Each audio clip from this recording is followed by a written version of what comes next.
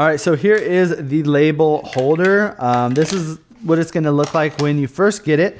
This is how you set it up. So you're gonna take the smaller pieces, which you'll see there's a little bit of an indent on the side of them. And we're basically just gonna push those down into the top tray. So let's align these, get it backwards. And they are gonna fit one way, so you'll have to flip them around if it's not the right way. All right, so now we've got our little tray here, and this is going to be the labels that we want to attach. So what I'll do is I'm going to put my printer up here on the top, and this little piece is going to be the spindle that's going to hold everything in place. So we kind of just place our label roll right there in the middle. We're going to feed this through, and then we'll go ahead and just snap it down into place, and then boom, that's how you set it up. So really, really easy to set up. Now on the back, I don't know if this is exactly what this is for, but this is what I use it for. I'll pull the cable through the back right here, and I'll plug it into the back of the printer.